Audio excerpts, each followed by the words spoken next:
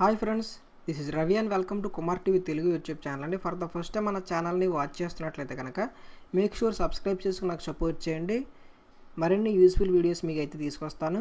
ఈ వీడియోని పూర్తిగా చూడండి. మీకు నచ్చితే నేను లైక్ చేయండి, మీ ఫ్రెండ్స్తో కూడా షేర్ చేయండి. ఒకవేళ ఈ వీడియో మీకు ఉపయోగపడదు అనుకుంటే కనుక కాంపిటేటివ్ ఎగ్జామ్స్కి ప్రిపేర్ అవుతున్న మీ ఫ్రెండ్స్ అండ్ ఫ్యామిలీకి షేర్ చేయండి, ఖచ్చితంగా యూజ్ అవుతుంది. ఈ వీడియో దేనికి సంబంధించిందంటే ఇజ్రాయెల్ అదేవిధంగా పాలస్తీనా మధ్య గొడవలు అయితే జరుగుతూ ఉన్నాయి. లాస్ట్ మనకి 10 days నుంచి చూసుకుంటున్నట్టయితే కనుక పాలస్తీనా ఆధీనంలో ఉన్నటువంటి గాజా స్ట్రిప్లో హమాస్ అనే ఒక ఉగ్రవాద సంస్థ ఇజ్రాయెల్పై దాడులు చేసింది. అట్ ది సేమ్ టైం అంటే ర్యాకెట్స్ని రిలీజ్ చేయడం ద్వారా ర్యాకెట్స్ ద్వారా అటాక్ చేస్తుంది. ఇజ్రాయెల్ కూడా తన యొక్క ఐరన్ డోమ్ ద్వారా పాలస్తీనాకి సంబంధించిన గాజా స్ట్రిప్ మీద అయితే అటాక్స్ చేస్తూ ఉంది. మనం చూస్తూ ఉన్నాం ఈ గొడవలన్నీ కూడా. రీసెంట్గా లెబనాన్ కూడా ఈ యొక్క కాన్ఫ్లిక్ట్స్లోకి ఇజ్రాయెల్ ఎగ్నెస్ట్గా ఇన్వాల్వ్ అయ్యింది. అసలు ఈ పాలస్తీనాకి ఇజ్రాయెల్కి ఎందుకు గొడవలు జరుగుతున్నాయి, ఈ గొడవలు వెనుక ఉన్న చారిత్రాత్మక నేపథ్యం ఏంటి, హిస్టరీ ఏంటి, రీజన్స్ ఏంటి గొడవలకు అనేది అయితే చూద్దాం. ఈ యొక్క మన చారిత్రాత్మక నేపథ్యం తెలుసుకునే ముందు అసలు ఇజ్రాయెల్ నౌ ప్రజెంట్ ఏ విధంగా ఉంది, దాని యొక్క బౌండరీస్ ఏంటి, దాని యొక్క కరెన్సీ ఏంటి, దాని యొక్క అఫీషియల్ లాంగ్వేజెస్ ఏంటి, ఆ యొక్క ఇజ్రాయెల్లో ఎథనిక్ గ్రూప్స్ ఎంతమంది ఉన్నారు, ఎంత పర్సంటేజ్ ఉన్నారు అనేది ఒకసారి మనం చూద్దామండి. ముఖ్యంగా ఈ యొక్క ఇజ్రాయెల్ని అఫీషియల్గా ఏమని పిలుస్తారంటే స్టేట్ ఆఫ్ ఇజ్రాయెల్ అని చెప్పి పిలుస్తూ ఉంటారనమాట. దీనికి మనకి ఉత్తరాన అంటే నార్త్ సైడు లెబనాన్ కంట్రీ ఉంది.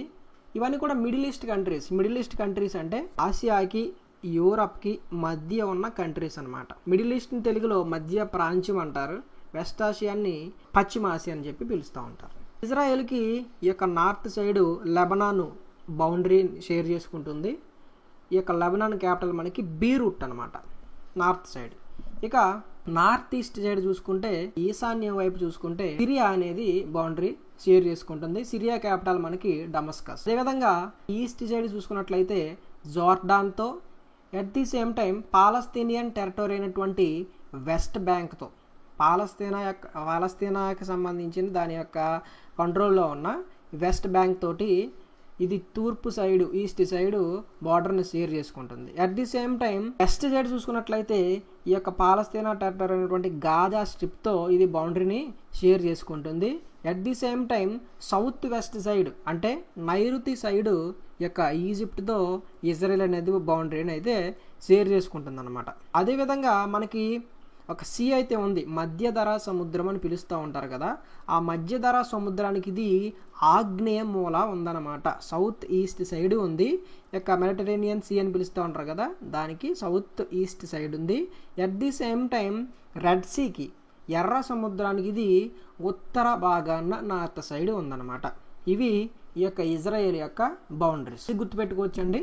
నార్త్ సైడ్ లెబనాన్ ఉంది, నార్త్ ఈస్ట్ సైడ్ సిరియా ఉంది, east side Jordan, at the same time Palestine territory ఉన్నటువంటి వెస్ట్ బ్యాంక్ ఉంది. ఈ యొక్క వెస్ట్ సైడ్ ఏమో గాజా స్ట్రిప్ ఉంది, ఇది కూడా పాలస్తీనాకి సంబంధించిన ప్రాంతం.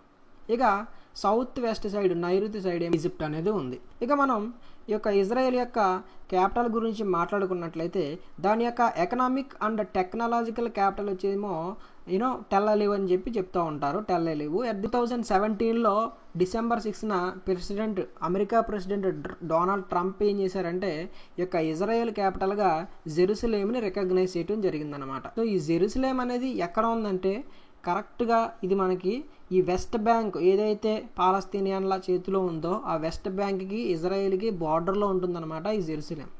ఈ జెరూసలేం ప్లేస్ అనేది అటు జ్యూస్ పీపుల్కి, అట్ ది సేమ్ టైం క్రిస్టియన్స్కి, తర్వాత ముస్లిమ్స్కి ఒక హోలీ ప్లేస్ లాంటిది. అందుకే గొడవలు జరగడానికి ఇదొక రీజన్ అనమాట. ఇదొక మేజర్ రీజన్ అని చెప్పొచ్చు జెరూసలేం. ఒకసారి మీకు మ్యాప్ చూస్తే కనుక మీకు బాగా అర్థమవుతుంది అనమాట. ఇక్కడ ఈ వైట్ కలర్లో ఉన్నదంతా కూడా ఇజ్రాయెల్ అనమాట. ఇక నజరేత్ కావచ్చు, అఫియా కావచ్చు, రామ్లా, జెరూసలేం, బెర్షబా ఇవన్నీ కూడా ఇజ్రాయెల్లో మెయిన్ సిటీస్గా చెప్పుకోవచ్చు. టెల్ అవీవ్ కావచ్చు. ఓకే, ఈ పాయింట్ చూడండి, బ్లాక్ పాయింట్ ఏదైతే ఉంది జెరూసలేం అంటే వెస్ట్ బ్యాంక్కి ఇక ఇజ్రాయెల్కి మధ్యలో ఉంది. సో ఇదొక మేజర్ రీజన్గా ఈ కాన్ఫ్లిక్ట్స్కి మనం చెప్పుకోవచ్చు అనమాట. కరెక్ట్గా చూసినట్లయితే చూడండి, కరెక్ట్గా జెరూసలేము ఈ యొక్క వెస్ట్ బ్యాంక్కి యొక్క ఇజ్రాయెల్కి మధ్యలో ఉంది. దీనివల్ల గొడవలు అయితే జరుగుతూ ఉన్నాయి. దీని క్యాపిటల్ జెరూసలేం అని చెప్పుకున్నాం కదా, లిమిటెడ్ రికగ్నిషన్ అని చెప్పేసి. అమెరికా అయితే 2017లో December 6న డొనాల్డ్ ట్రంప్ మా యొక్క అమెరికాకు సంబంధించిన ఎంబసీని టెల్-అవివ్ నుంచి మేము జెరూసలేంకి మేము మూవ్ చేస్తున్నామని చెప్పారు. జెరూసలేంని క్యాపిటల్గా రికగ్నైజ్ చేస్తున్నామని చెప్పేసి అమెరికా అనేది 2017లో చెప్పింది. ఓకే, ఈ ఇజ్రాయెల్ యొక్క అఫీషియల్ లాంగ్వేజెస్ మనకి హిబ్రూ లాంగ్వేజ్ అనమాట. అతి పురాతనమైన లాంగ్వేజెస్లో ఇది కూడా. Okay, Hebrew language. At the same time Israel చేత గుర్తింపబడిన అనదర్ లాంగ్వేజ్ ఏంటంటే అరబిక్ లాంగ్వేజ్ అనమాట. సింపుల్గా చెప్పుకోవచ్చు, ఇజ్రాయెల్లో ఉన్న లేకపోతే కొన్ని ముస్లిమ్స్, అరబ్ ప్రాంతాల నుంచి వచ్చిన ముస్లిమ్స్ ఏమో అరబ్ మాట్లాడతారు, అక్కడ ఉన్న జ్యూస్ పీపుల్ ఏమో హిబ్రూ మాట్లాడతారు, జ్యూస్ అండ్ క్రిస్టియన్స్.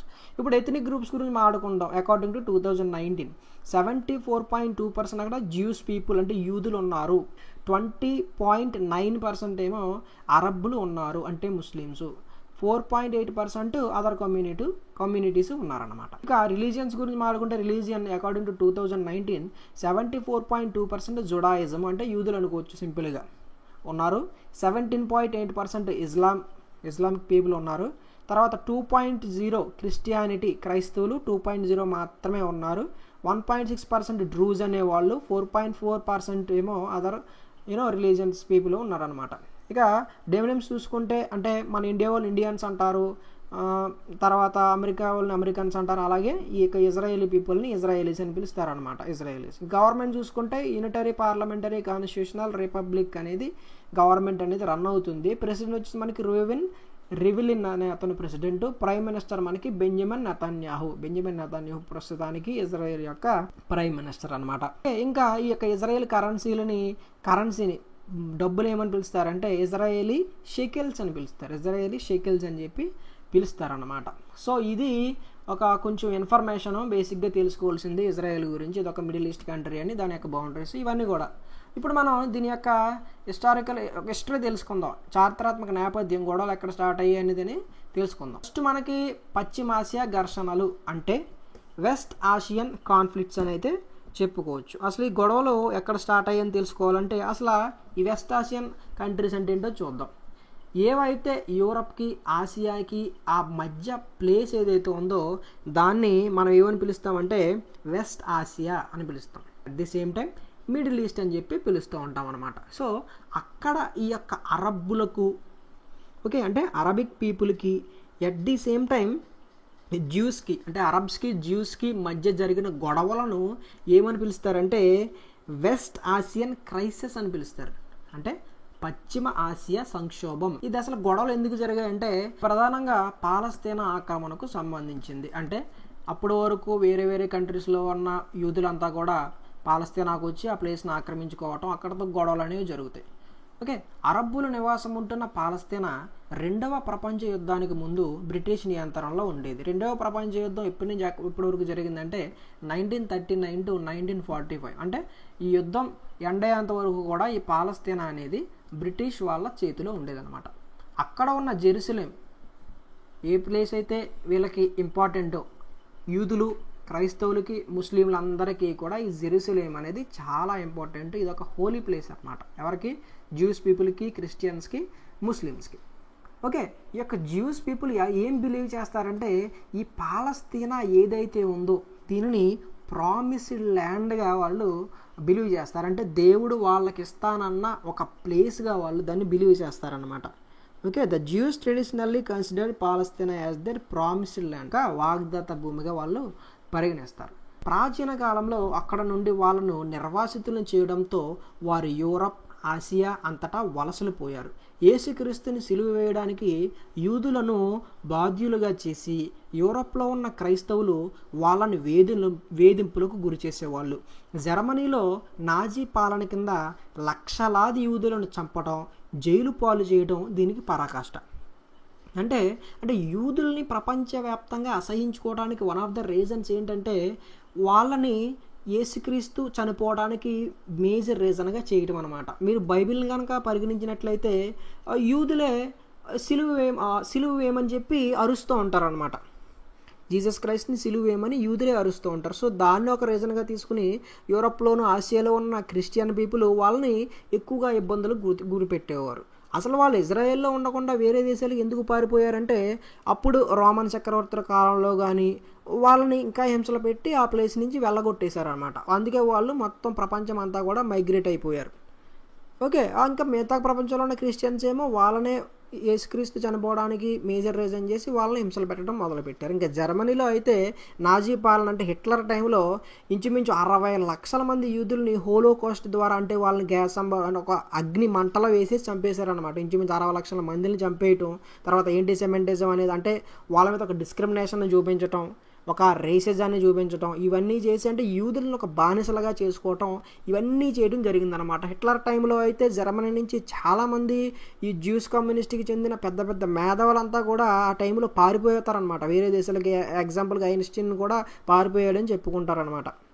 ఈ యొక్క హిట్లర్ ఈ యొక్క హింసాకాండలను భరించలేక ఈ వరల్డ్ వైడ్ ఈ యొక్క స్ప్రెడ్ మైగ్రేట్ అయిపోయిన ఈ యొక్క జ్యూస్ పీపుల్ అందరినీ ఒక ఏకం చేసి తమ మాతృభూమి అయిన పాలస్తీనాన్ని తిరుగు పొంది యూదులకు ప్రత్యేక దేశాన్ని నిర్మించడానికి యూదులలో ఒక జియానిస్ట్ ఉద్యమం, ఒక జియానిస్ట్ మూమెంట్ అనేది స్టార్ట్ అయింది. ఆ జియానిస్ట్ మూమెంట్ ఎందుకంటే వరల్డ్ వైడ్ మైగ్రేట్ అయిపోయిన యూదులన్నింటినీ కూడా గ్యాదర్ చేసి వాళ్ళందరికీ కూడా ఆ దేశం వాళ్ళు సంపాదించుకోవాలి, మన పాలస్తీనా మంది, ఓకే, దేవుడు మనకిస్తానన్న భూమి, అదొక ప్రామిస్ ల్యాండ్ అని చెప్పి వాళ్ళందరూ ఒక ఉద్యమాన్ని స్టార్ట్ చేశారు. అదే జియానిస్ట్ మూమెంట్ అనమాట. అడగొచ్చు జియానిస్ట్ మూమెంట్ని ఎవరు స్టార్ట్ చేశారంటే యూదులు స్టార్ట్ చేశారు. దీనికి 1945లో అంటే రెండో ప్రపంచ యుద్ధం ఇంకా అయిపోతుంది అన్న టైంలో పాశ్చాత్య శక్తుల మద్దతు కూడా లభిస్తుంది. అంటే వెస్ట్రన్ పవర్స్ అంటే అమెరికా కావచ్చు, బ్రిటన్ కావచ్చు, లేకపోతే మనకి ఫ్రాన్స్ కావచ్చు, ఇవన్నీ కూడా బాగా సపోర్ట్ చేశాయన్నమాట జియానిస్ట్ మూమెంట్కి. కాకపోతే అప్పటికే ఈ పాలస్తీనాలో ఈ చాలామంది ముస్లిమ్స్ సెటిల్ అయిపోయి ఉన్నారు. పాలస్తీనియన్స్లో ఎక్కువ మంది ఎవరు ముస్లిమ్స్, అరబ్ ముస్లిమ్స్ అక్కడ సెటిల్ అయిపోయి ఉన్నారనమాట. సో ఆ ప్లేస్ కోసం ఈ యొక్క అరబ్బులకి ఈ యొక్క యూదులకి గొడవలు అనేవి స్టార్ట్ అయినాయి. అది అసలు గొడవలు స్టార్ట్ అయిన టైం అనమాట 1945, కరెక్ట్గా సెకండ్ వరల్డ్ వార్ ఎండ్ అయ్యే టైంకి అనమాట. ఓకే, ఈ టైంలో 1947లో యునైటెడ్ నేషన్స్ ఒక రెజల్యూషన్ని తీసుకొస్తుంది. అదేంటంటే పాలస్తీనాన్ని రెండుగా డివైడ్ చేయటం, ఎందుకంటే గొడవలని ఆపటానికి. ఓకే, అంటే అరబ్బులందరికీ ఒక దేశం, యూదులందరికీ ఒక దేశం, అంటే యూదులకేమో ఇజ్రాయేల్, అరబ్బులకి పాలస్తీనా. ఈ టైపులో 1947లో యునైటెడ్ నేషన్స్ ఒక రెజల్యూషన్ని తీసుకొస్తుంది. ఓకే, 1948లో అప్పటి వరకు పాలస్తీనాని ఆక్రమించుకున్న ఈ బ్రిటిష్ సైన్యం కూడా విత్డ్రా చేసుకుంటుంది అనమాట. ఓకే, అంటే ఇంకా పాలస్తీనాన్ని రెండు కింద విడగొట్టి ఇజ్రాయెల్నేమో జ్యూస్ పీపుల్కి, పాలస్తీనానేమో ముస్లిమ్స్కి ఇచ్చేశారనమాట. కానీ ఈ యొక్క అరబ్బులు మాత్రం తమ యొక్క మదర్ల్యాండ్ని, మాతృభూమిని వదులుకోవటానికి అస్సలు ఇష్టపడలేదు. ఇజ్రాయెల్ని ఒక కంట్రీగా రికగ్నైజ్ చేయడానికి వాళ్ళు ఇష్టపడలేదు. అట్ ది సేమ్ టైం పాలస్తీనా పట్ల ఇజ్రాయెల్ దేశం అవలంబించిన విధానాలు విద్వేషాలను మరింత రెచ్చగొట్టాయి. అంటే పాలస్తీనా పట్ల ఇజ్రాయెల్ కంట్రీ అవలంబించిన రూల్స్ అండ్ రెగ్యులేషన్స్ వాళ్ళ మీద ఇంపోజ్ చేసినవన్నీ కూడా భరించలేకపోయారనమాట ఈ యొక్క అరబ్బులు. సో ఇంకా అరబ్బులు ఏం చేస్తారంటే తమ ఆస్తులను, ఇల్లును వదిలిపెట్టి దాని చుట్టుపక్కల దేశాలు ఏంటంటే జోర్డన్ కానీ, ఈజిప్ట్ కానీ, లేకపోతే సిరియా కానీ, లెబనాన్ కానీ ఇలాంటి కంట్రీస్కి రెఫ్యూజీల కింద అంటే కాందసీకుల కింద వెళ్ళిపోయి అక్కడ వాళ్ళు ఆశ్రయం పొందుతారనమాట. సో ఇది కొంచెం హిస్టారికల్ బ్యాక్గ్రౌండ్. సో ఈలోపు ఏం జరుగుతుందంటే ఈజిప్ట్ అధ్యక్షుడు కమల్ అబ్దర్ నాజర్ అనే అతను మొత్తం ఈ అరబ్బులందరినీ ఏకం చేయాలని చెప్పేసి ఇతను ఏం చేస్తాడంటే ఇజ్రాయెల్లో చాలా పబ్లిక్ ప్లేసెస్లో ఒక బాంబులు పేలుళ్ళు చేపట్టాలని చెప్పేసి చాలా ఆత్మాహుతి దళాలను, అంటే సెల్ఫ్ బాంబర్స్ అంటారు కదా, వాళ్ళని ఏర్పాటు చేస్తాడనమాట. సో అంటే ఇతను ఎవరికి వ్యతిరేకం అయిపోతాడంటే ఈ యొక్క ఇజ్రాయెల్కి సపోర్ట్ చేస్తున్న బ్రిటన్కి కానీ, ఫ్రాన్స్కి కానీ వ్యతిరేకం అయిపోయి వాళ్ళ యొక్క విధానాలను అనుసరించి కాలువ అంటే సూయజ్ కాలువ నుంచి సైన్యాన్ని ఉపయోగించుకోవాల్సిందిగా బ్రిటన్ని ఒత్తిడి చేస్తాడు. ఈ సూయజ్ కెనాల్కు మీకు తెలుసు కదా, కరెక్ట్గా ఇది రీసెంట్గా దాని మీద అక్కడ ఒక షిప్ అనేది బ్రేక్ అయిపోవటం ఇవన్నీ చూసాం. ఇది ఏంటంటే మెడిటరేనియన్ సీన్ కంటే మధ్యధరా సముద్రాన్ని, ఎర్ర సముద్రాన్ని ఒక కనెక్ట్ చేసే ఒక కెనాల్గా చెప్పుకోవచ్చు. ఇది ఈజిప్ట్ దాని యొక్క నియంత్రణలో ఉంటుందన్నమాట. సో అప్పటి వరకు కూడా ఈ యొక్క సూయజ్ కెనాల్ మీద దాని యొక్క ఆధిపత్యం అంతా కూడా ఆ బ్రిటన్కు ఉంటుంది. బ్రిటన్ యొక్క ఆర్మీ కూడా అక్కడే ఉంటుంది అనమాట. సో ఇతను కమల్ అబ్దర్ నాజర్ ఏం చేస్తాడంటే మీ యొక్క ఆర్మీని విత్డ్రా చేసుకోమని చెప్పేసి బ్రిటన్ మీద ఒత్తిడి చేస్తాడు. అట్ ది సేమ్ టైం ఆస్వాన్ ఆనకట్ట అనే ఒక డ్యామ్ను కూడా కడతాడనమాట ఎప్పుడైతే ఈ యొక్క ఆస్వాన్ డ్యామ్ కడతాడో ఇక అప్పటి వరకు ఈజిప్ట్కి హెల్ప్ చేస్తున్న అమెరికా కూడా దాని యొక్క సహాయాన్ని అయితే నిలిపివేస్తుంది. సో ఈ పాశ్చాత్య దేశాలకు వ్యతిరేకంగా జరిపిన పోరాటంలో ఈజిప్ట్కి ఆయుధాలు మందుగుండ్లు సరఫరా చేసిన రష్యా సహాయంతో నాజరు సుయేజ్ కాలువను జాతీయం చేస్తాడు. ఈ సుయేజ్ కెనాల్ని నేషనలైజ్ చేస్తాడు. ఎవరి హెల్ప్తో అంటే రష్యా హెల్ప్తో. ఓకే, ఇంకా 1956లో ఏం జరుగుతుందంటే ఈ యొక్క వెస్ట్రన్ పవర్స్ యొక్క హెల్ప్తో ఈజిప్ట్ మీదకి ఇజ్రాయెల్ అనేది దాడికి దిగుతుంది అనమాట. ఇక అమెరికా రష్యా ఇవన్నీ కూడా ఈ వార్ని ఎండ్ చేయాలని చెప్పేసి ఇజ్రాయెల్ మీద ఒత్తిడి పెట్టడంతో ఇజ్రాయెల్ ఏం చేస్తుందంటే ఈజిప్ట్ నుంచి తన యొక్క ఆర్మీని విత్డ్రా చేసుకుంటుంది. కానీ 1967లో అరబ్బులు మరొకసారి ఇజ్రాయెల్ మీద దాడి చేస్తారనమాట. సో దాడి చేయడంతో మొత్తం ఎదురు దాడి చేయడమే అంటే కౌంటర్ అటాక్ ఇవ్వడమే ఒక రక్షణాత్మక చర్యగా భావించి ఈజిప్ట్పై ఇజ్రాయెల్ దాడి చేసి దాని ఎయిర్ ఫోర్స్ని అంతా కూడా డిస్ట్రాయ్ చేస్తుంది అనమాట. అంతేకాకుండా ఈ 1967 వార్లో Gaza, Golan Heights, West Bank భూభాగాలను ఆక్రమిస్తుంది. అంటే ఈ గాజా అనేదేమో అప్పటి వరకు కూడా ఈజిప్ట్ కంట్రోల్లో ఉంటుంది, గోలాన్ హైట్స్ ఏమో సిరియా కంట్రోల్లో ఉంటుంది, at the same time west bank అనేది జోర్డాన్ కంట్రోల్లో ఉంటుంది అనమాట. సో ఈ యొక్క Gaza, Golan Heights, West bank వీటిని ఈ 1967లో జరిగిన 6 days వార్ అని చెప్పి పిలుస్తూ ఉంటారు. 6 days వార్లో ఇజ్రాయెల్ అనేది ఆక్యుపై చేస్తుంది. ఆక్యుపై చేసిన తర్వాత మళ్ళీ యునైటెడ్ నేషన్స్ ఒక రెజల్యూషన్ తీసుకొస్తుంది. దాని ప్రకారం ఇది ఆ యొక్క ప్లేసెస్ని ఇజ్రాయెల్ ఆ 3 ప్లేసులని తిరిగి ఇవ్వదు కానీ వాటిని బఫర్ జోన్స్గా చేస్తామని చెప్పి ఇజ్రాయెల్ చెప్తుంది అనమాట. ఈలోగా 1964లో జోర్డాన్లో పాలస్తీనా విముక్తి సంఘం అనేది ఆవిర్భవిస్తుంది. ఒకసారి మీరు పైన మ్యాప్ ఒకసారి చూడండి. 1947కి ఇప్పటికి ఎంత తేడా ఉన్నదో మీకు తెలుస్తుంది. 1947లో ఈ గ్రీన్ కలర్లో ఉన్నదంతా కూడా పాలస్తీనా భూభాగం అంటే ముస్లిం ఏరియా అని చెప్పుకోవచ్చు. సింపుల్గా అరబ్బులు నివసిస్తున్న ప్రదేశం 1947 వరకు. అక్కడక్కడ వైట్గా కనపడుతుంది కదా, ఇదంతా యూదులు సెటిల్ అయిన ప్లేసెస్ ఇవన్నీ. ఇప్పుడు విభజన ప్రణాళిక ఇక పార్టీషన్ ప్లాన్ చూసుకుంటే 1947కి చూడండి, ఇది వైట్ కలర్లో ఉన్నదంతా ఇజ్రాయేలు. తర్వాత మళ్ళీ ఇక్కడ పైన ఈ యొక్క సిరియా బార్డర్లో ఉన్నది కూడా ఇజ్రాయేలు. మళ్ళీ ఇక్కడ ఈ యొక్క మధ్యధరా సముద్రం పక్కన ఉన్నదంతా కూడా ఇదంతా ఇజ్రాయేలు. ఈ మధ్యలో ఉన్నది పాలస్తీనా. ఈ జెరూసలేం చూడండి, ఈ యొక్క గ్రీన్ కలర్లో ఉన్నది. ఇక్కడ యుఎన్ అడ్మిన్ అనేది ఉంటుంది అనమాట. ఈ యొక్క ఎల్లో కలర్లో ఉన్నది జెరూసలేం. అంటే ఈ జెరూసలేం అనేది దీనివల్ల అసలు గొడవలు ఎందుకు వస్తాయి అన్నది కూడా మనం ముందు తెలుసుకుందాం. తర్వాత 1949 నుంచి 1967 వరకు ఏం జరిగిందో చూడండి. ఈ యొక్క కేవలం ఈ యొక్క గాజా మాత్రమే, అట్ ది సేమ్ టైం ఈ వెస్ట్ బ్యాంక్ మాత్రమే పాలస్తీనా అంటే ముస్లిం పీపుల్కి ఇవ్వడం జరిగింది. అట్ ది సేమ్ టైం ఇంకా ప్రజెంట్ ఇప్పుడు చూసుకుంటే కనుక చూడండి, అక్కడక్కడ గ్రీన్ కలర్ మాత్రమే కనపడుతుంది. ఈ యొక్క వెస్ట్ బ్యాంక్ అంటే అక్కడక్కడ మాత్రమే ఈ పాలస్తీనియన్స్ ఉన్నారనమాట. ఈ యొక్క గాజాలో ఉన్నారు. ఈ ఇజ్రాయేల్ ఎంతలాగా ఈ యొక్క భూమిని ఆక్రమించిందో మనం ఈ మ్యాప్ చూస్తే మనకు అర్థమైపోతుంది. ఇంకా కొన్ని మీకు ఇమేజెస్ అనేవి చూపిస్తాను చూడండి. ఇది గాజా. అప్పుడు 1967 ముందు వరకు కూడా ఈజిప్ట్ నియంత్రణలో ఉండేది. ఇదంతా వెస్ట్ బ్యాంక్ అనమాట. ఈ గ్రీన్ కలర్లో ఉన్నది ఇది జోర్డాన్ నియంత్రణలో ఉండేది. తర్వాత పైన ఇక్కడ గోలాన్ హైట్స్ అని కనపడుతుంది కదా, ఇదేమో సిరియా హ్యాండ్ ఓవర్లో ఉండేది. కానీ 67 తర్వాత ఏం చేసింది, ఈ యొక్క గాజాను ఆక్రమించుకుంది ఇజ్రాయెల్, వెస్ట్ బ్యాంక్ని ఆక్రమించుకుంది, గోలాన్ హైట్స్ని కూడా ఆక్రమించుకోవడం జరిగింది. ఇక్కడ చూసారా, జెరూసలేం అనేది కరెక్ట్గా ఈ ప్లేస్లో ఉంది. కరెక్ట్గా ఇది ఈ యొక్క జెరూసలేం ఇజ్రాయెల్కి తర్వాత ఈ యొక్క వెస్ట్ బ్యాంక్కి మధ్యలో ఉందన్నమాట. ఈ ప్లేస్లో యూదులు వచ్చి ప్రార్థనలు చేసుకుంటారు, క్రిస్టియన్స్ ప్రార్థన చేసుకుంటారు, జ్యూస్ పీపుల్ ప్రార్థన చేసుకుంటారు. ఇక్కడ చాలా ఫేమస్ అయినటువంటి ఒక మసీద్ కూడా ఉందన్నమాట. దాన్ని ఏమని పిలుస్తారంటే ఆల్ అక్సా అని పిలుస్తారనమాట. ఆ యొక్క ఇంపార్టెంట్ మాస్క్ ఒకటి ఉంది అక్కడ, దాన్ని ఆల్ అక్సా మసీద్ అని చెప్పి పిలుస్తూ ఉంటారు. ఇది ప్రస్తుతం అయితే ఇది జోర్డాన్కి సంబంధించిన వాళ్ళ యొక్క ఆధీనంలో ఉన్నది. ఇది ఇజ్రాయెల్ ఆధీనంలోనూ లేదు, తర్వాత అదేవిధంగా వెస్ట్ బ్యాంక్ ఆధీనంలోనూ లేదు. ఇక్కడ జోర్డాన్కి సంబంధించిన ఒక వక్ఫ్ బోర్డు ఉంటుంది, ఆ బోర్డు యొక్క ఆధీనంలో అయితే. ఇంకా మనం హిస్టరీ గురించి మాట్లాడుకుంటే 1964 ఆ టైంలో, అంటే ఈ యొక్క 1967 కంటే ముందే 1964 నుంచే ఒక ఆర్గనైజేషన్ అనేది జోర్డాన్లో ఫామ్ అవుతుంది అనమాట. ఆ ఆర్గనైజేషన్ ఏమని పిలుస్తారంటే పాలస్తీనా లిబరేషన్ ఆర్గనైజేషన్ అని చెప్పి పిలుస్తూ ఉంటారు. పాలస్తీనా విముక్తి సంఘం జోర్డాన్లో ఫామ్ అవుతూ ఉంటుంది 1964లో. వీళ్ళ యొక్క డిమాండ్ ఏంటంటే, వీళ్ళ యొక్క డిజైర్ ఏంటంటే మొత్తం అరబ్ వాళ్ళందరినీ ఏకం చేయటం, వాళ్ళు కోల్పోయిన భూమి వాళ్ళని ఒక నాన్ వైలెన్స్ వేలో వాళ్ళు తిరిగి పొందడం అనేది వీళ్ళ యొక్క లక్ష్యం అన్నమాట. కాకపోతే 1967లో యాసర్ అరాఫత్ నాయకత్వంలో ఈ యొక్క PLO ఇజ్రాయేల్పై దాడి చేయవలసిందిగా అరబ్ దేశాలపై ఒత్తిడి చేస్తుంది. కాకపోతే ఈ అరబ్ దేశాలు మాత్రం అంతగా ఉత్సాహం చూప, ఆల్రెడీ చాలా భూములను కోల్పోయి ఉన్నాయి కాబట్టి.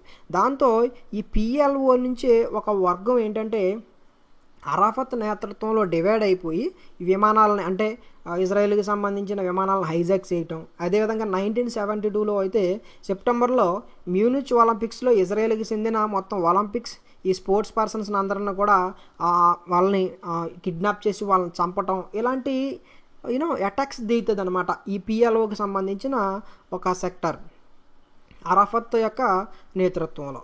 ఇక ఇవన్నీ కూడా ఇజ్రాయెల్కి అంటే వాళ్ళని దెబ్బతీయడానికి, పాలస్తీనియన్స్ని దెబ్బతీయడానికి ఇది కూడా ఒక రీజన్గా చేసుకుని ఇజ్రాయెల్ కూడా వాళ్ళ మీద తిరిగి దాడులు చేస్తుంది. అంటే ఈ దాడులు చేస్తున్న వాళ్ళు ఏమో అరాఫత్ నేతృత్వంలోని PLOలో ఉన్న సభ్యులు, సింపుల్గా చెప్పాలంటే టెర్రరిస్టులు అనుకోవచ్చు. కానీ ఇజ్రాయెల్ ఎవరి మీద దాడి చేస్తుందంటే పాలస్తీనియన్ల మీద దాడి చేస్తుంది. ఇక ఇజ్రాయెల్ ఏవైతే హామీలు ఇచ్చిందో వాటిని కూడా ఇంకా నేను దాన్ని అమలు చేయనని చెప్పేసి చెప్తుంది అనమాట. బఫర్ జోన్స్గా చేస్తానని చెప్పింది కదా, వాటిని అమలు చేయనని చెప్తుంది.